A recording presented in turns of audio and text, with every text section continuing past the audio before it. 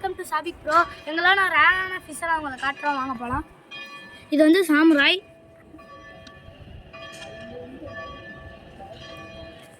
இது வந்து crown tail.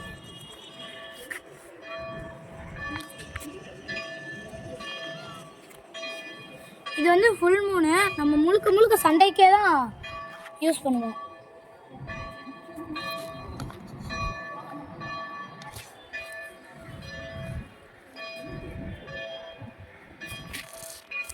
இது வந்து ஃபுல் மூணு. ரெட் கலர், பாடி சூப்பராக இருக்கும். இது வந்து ஃபீமேலு. இதுவும் ஃபீமேலு.